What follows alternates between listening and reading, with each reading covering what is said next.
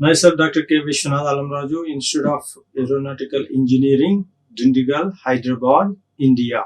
In this session, we are going to study some of the definitions and terminologies related to the module 1.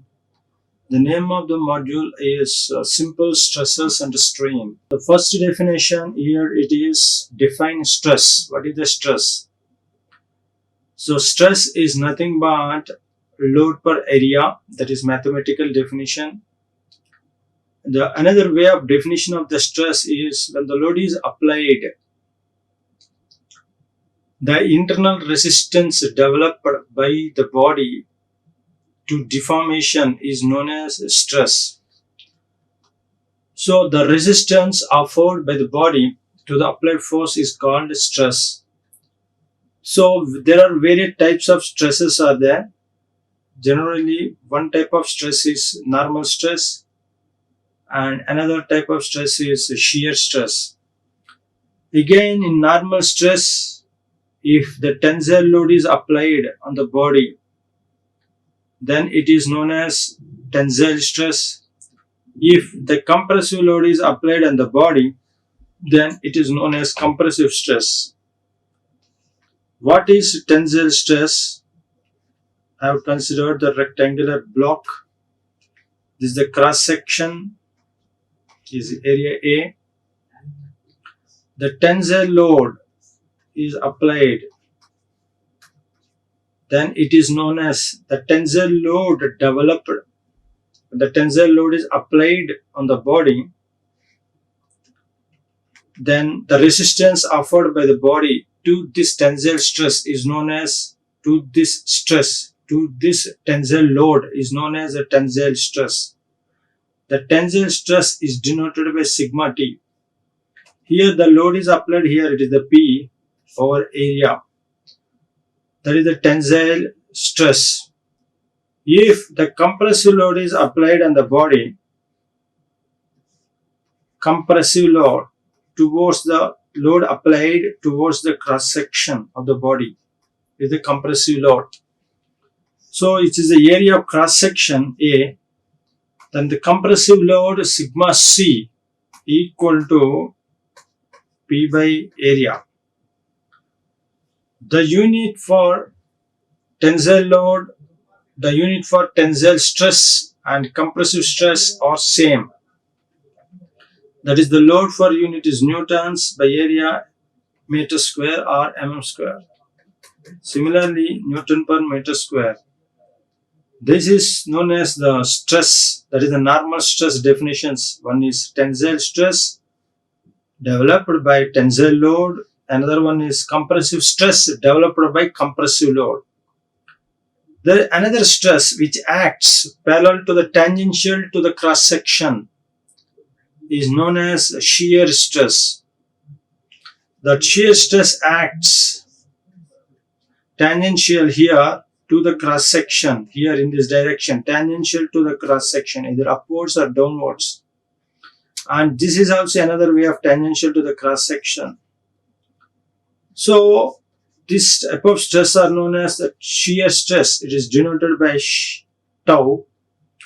Shear stress equal to shear force Fs by area of cross section is known as shear force or shear stress.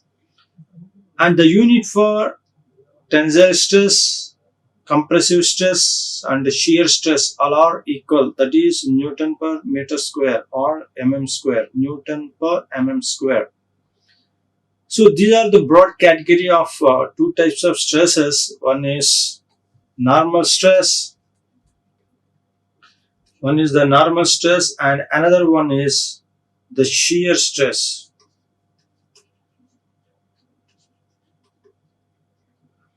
So normal stresses are again divided into subcategories, that is tensile stress, another one is compressive stress, and shear stress is only one type.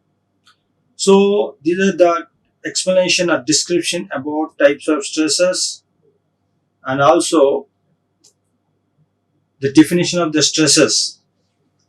The next definition is the strain. What is the strain? Strain means when the load is applied on the body. When the load is applied on the body, suppose tensile load is applied on the body.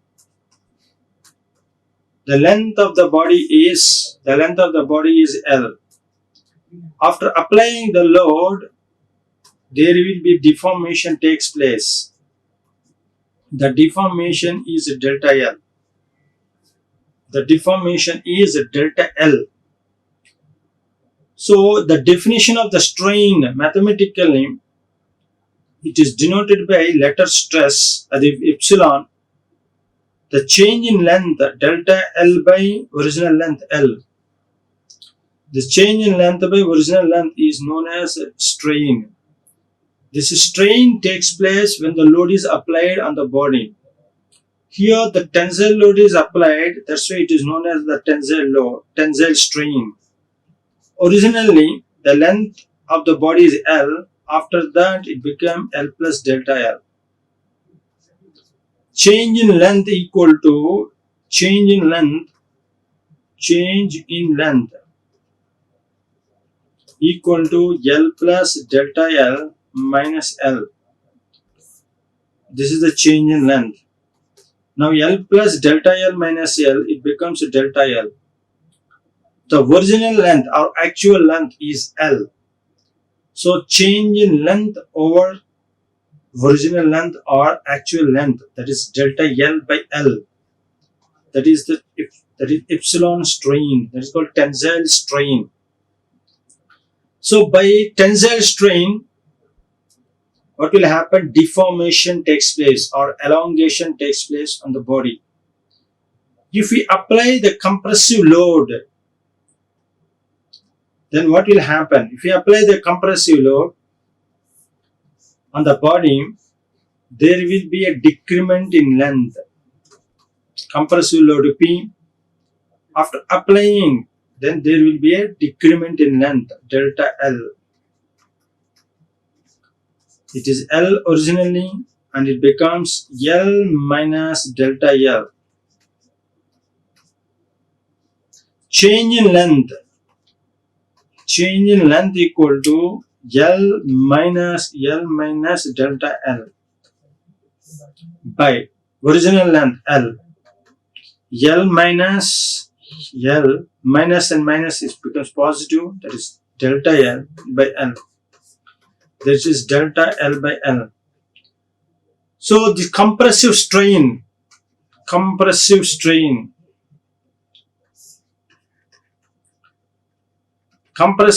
it is denoted by epsilon C.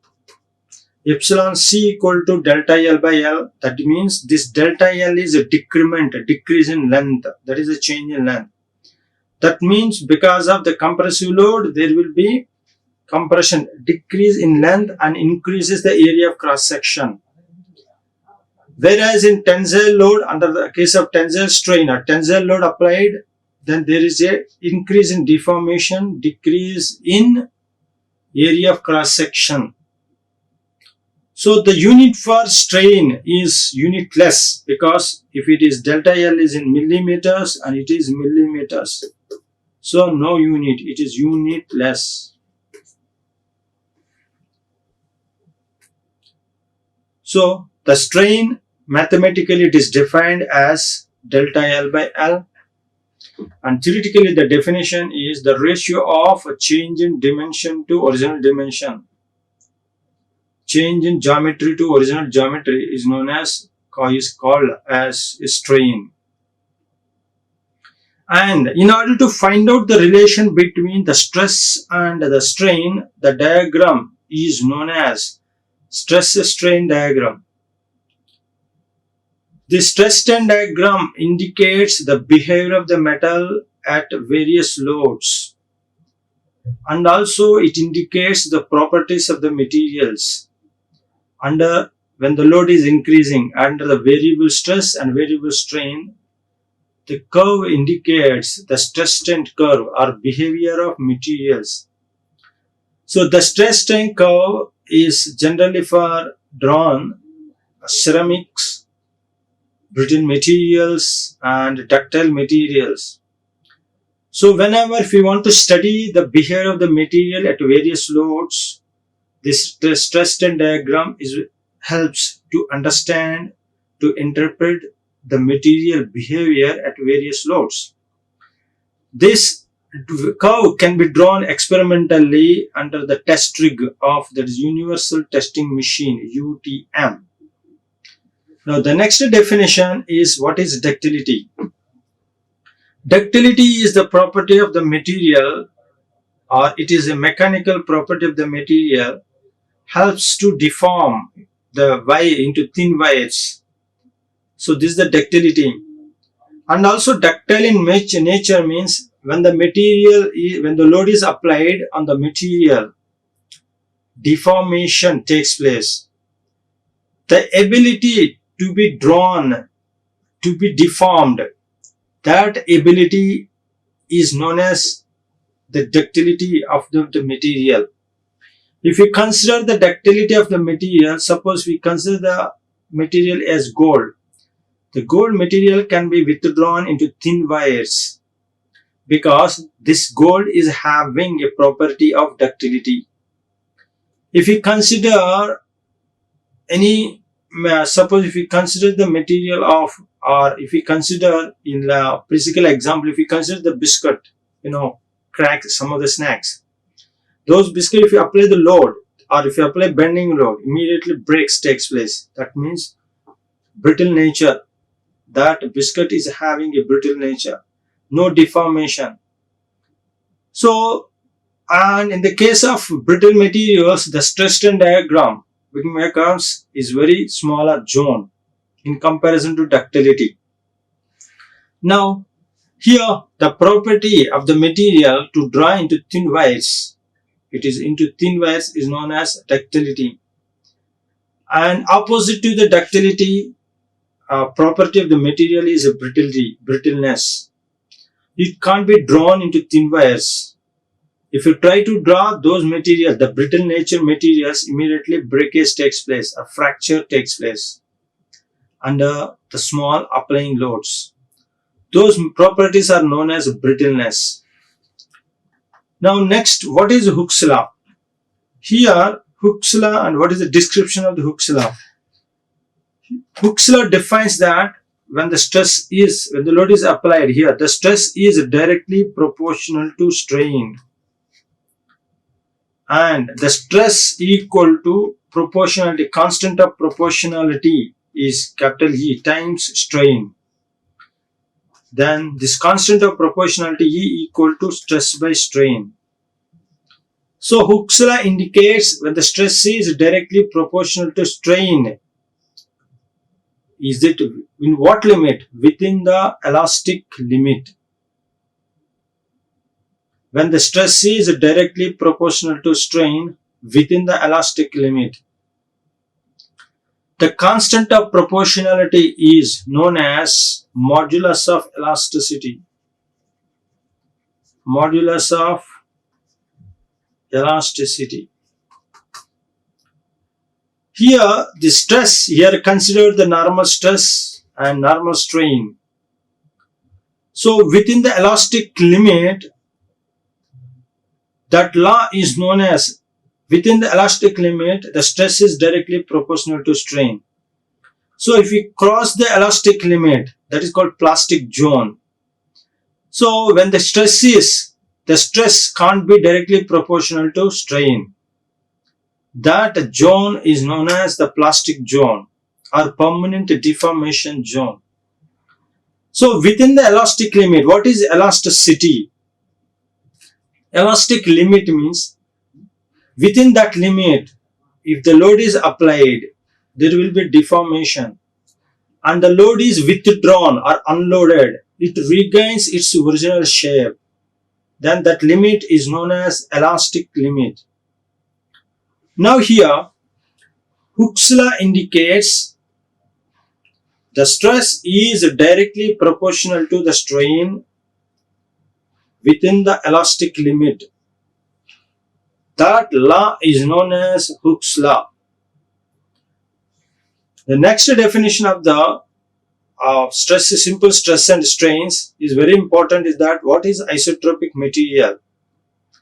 Isotropic material means the materials which are having same elastic properties in all directions. That property is known, that materials are known as isotropic materials. In all directions means here direction x, x direction, y direction and z directions. If we apply, if we measure, if we study the property of the material, when the load is applied in x direction, the same load if we apply in y direction and the same load if we apply on in z directions, the behavior of the material is same. So that means it is having the same materials, which properties? Elastic properties in all directions. All direction means x, y and z directions, known as isotropic materials.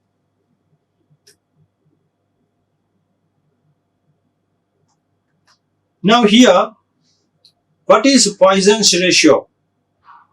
The next important definition is the Poisson's ratio.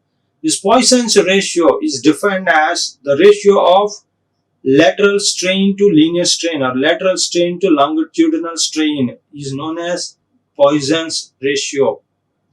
So when the load is applied here, the tensile load is applied, then immediately what will happen?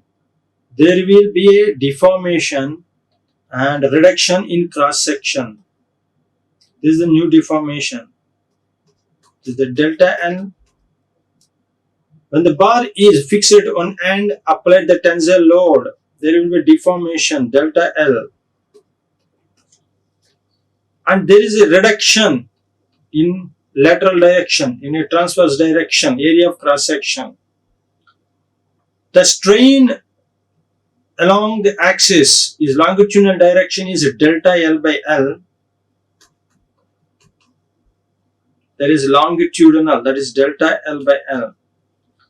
And the strain Poisson's ratio is mu equal to, in the longitudinal direction is delta L by L, or that is epsilon L longitudinal, and the lateral, the strain in lateral by longitudinal direction is known as Poisson's ratio. This Poisson's ratio is denoted by letter mu or 1 by m, or r. It is also denoted by 1 by m. So the strain in lateral direction is smaller in comparison to in longitudinal direction. So the value of this Poisson's ratio is always less than 1 but not greater than 1. It is always less than 1 because the lateral strain in this direction here, when the tensile load is applied, is smaller in comparison to longitudinal strain. So here it is a small, less than 1 value. This Poisson's ratio is always less than 1. So the Poisson's ratio for cork is 0. Cork material, the Poisson's ratio is 0. That means there is neither lateral strain nor longitudinal strain. That's why the Poisson's ratio for cork, C-O-R-K, cork material is 0. So the definition is the lateral strain to longitudinal strain, and this Poisson's ratio is a constant. And when the material is applied within the elastic limit, here this longitudinal strain, the ratio of lateral to longitudinal strain, and what is the limit here? It is within the elastic limit. That means this Poisson's ratio are studied or can be studied within the elastic limit. It follows Hooke's law. So that is the definition of the Poisson's ratio. So Poisson's ratio of the different materials is the max for steel, Poisson's ratio for copper, Poisson's ratio here. These are the things can be studied. How can we calculate this Poisson's ratio? The Poisson's ratio can be calculated or can be experimentally studied with the help of universal testing machine, UTM, under tensile test. tensile test rig, you can study this Poisson's ratio.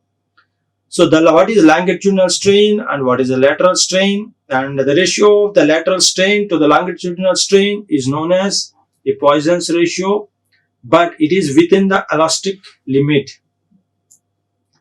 The next is known as the factor of safety concept. So in the factor of safety, the factor of safety is known as the ultimate stress by working stress. Here, what is working stress? The working stress is the stress under operational condition. Under operational condition, the load is applied. Under that operational load, the stress developed is known as the working stress. So it is the maximum safe stress. It is the maximum safe stress that a material can carry is called as a working stress. And here the factor of safety is defined as the ratio of the maximum stress to withstand to the applied stress. Here the applied stress is known as the working stress. So here the value of the maximum stress, factor of safety, FOS, equal to sigma max by sigma working stress. The maximum stress can be studied from where this value can be obtained from universal UTM tensile test rig. This sigma max can be obtained. This working stress, how much water stress this component is worked, then the maximum stress value by working stress value gives the factor of safety. This factor of safety value is always greater than 1 because the maximum. So when sigma max, the working stress is sigma working is greater than, the working stress is greater than sigma maximum. Immediately what will happen? Fracture, failure takes place. Failure. So always the working stress should be below the value of maximum stress value. So then the maximum stress value, the working stress should always below the maximum, less than the maximum stress value, then the material is in working safe zone. Otherwise it works in failure zone. It doesn't work. There will be permanent deformation. It crosses the limit, that is a plastic zone. It operates. Now, factor of safety equal to 1 when sigma maximum equal to sigma working stress. So factor of safety, it becomes equal, but it is a dangerous zone. Failure, chances of failure is more and more. The chances of failure is less when factor of safety is greater than 1. When factor of safety is less than 1, that means failure immediately within the shortest period of time. Within the shortest period of time, failure takes place. So that is the factor of safety. Next, what is modulus of rigidity or rigidity modulus? Rigidity modulus comes under the category of the shear stress. Rigidity modulus G equal to shear stress by shear strain. Shear stress by shear strain is known as the rigidity modulus. But here the modulus of rigidity or rigidity modulus takes place within the elastic limit. When the stress is directly proportional to the strain, what is the stress? Shear stress is directly proportional to the strain. Shear strain, the constant of proportionality is known as the rigidity modulus, provided it should be within the elastic limit. That is the shear modulus. The ratio of shear stress to the corresponding shear strain within the elastic limit is known as modulus of rigidity. Okay, the ratio of shear stress to the corresponding shear strain within the elastic limit is known as the shear modulus of rigidity. Here, modulus of rigidity it follows the Hooke's law? Yes, it follows the Hooke's law because it is within the elastic limit. Here the load is the shear load. So when the shear load is acted on the body, the shear stress takes place. The shear stress is corresponding to the shear strain. When shear stress is increasing, the shear strain also increases. So here the shear strain is proportional to the corresponding shear strain. The ratio of shear stress to shear strain within the elastic limit is known as modulus of rigidity. So here the modulus of rigidity is denoted by letters, various letters, capital C or capital N or capital G. And what is the shear strain? Shear strain is denoted by phi and shear stress is denoted by tau. The unit for modulus of rigidity is Newton per meter square. Now here, factor of safety can be calculated from, again, if we know the value of the working stress and the maximum stress value can be calculated from the stress strain curve, there sigma maximum will come. This sigma maximum is known as, what is the maximum strength? This maximum stress is nothing but the strength of a material. The tensile strength of a material is the maximum stress, sigma maximum value. The fracture stress takes place, that is a stress at that is the failure of the material. This maximum stress, and always after knowing this, the working stress should always be less than this maximum stress zone. When it is coming closer to the sigma max, the working stress is coming closer to the sigma max, sigma maximum, that means maximum stress, there are the chances of failure of the material. If it is the range between, operation range between maximum stress and the working stress is more, the life of the component is more. If the range between sigma max and sigma working, sigma W is low, the difference, the value of sigma max and sigma W is low, that means there are the chances of failure more and more. So always to be maintained the range or difference between maximum stress and the working stress in such a way that the life of the material becomes infinity. If it is low, sigma W is very low value, that means the maximum stress is higher value and sigma W is very low value. That means the factor of safety becomes very high value. So when factor of safety is high, that means if it is having a limit of 5 or 3, if it is more and more, it is a 10 and 15, that means it is not the proper utility of the material is not being taken place in those conditions. So factor of safety should be maintained optimum, such a way that the working stress should be optimum in proportional to the maximum stress in order to maintain in order to yield the optimum performance of a component under the operation conditions. Okay, in this session, let me summarize. In this session, we have studied what started with the stress, what is defined as a stress, and ended with the definition of what is modulus of rigidity. And we have studied some of the properties of the materials like ductility and what is factor of safety, what is working stress, and so on. Thank you. Like, share and subscribe. Hit the bell icon for more updates.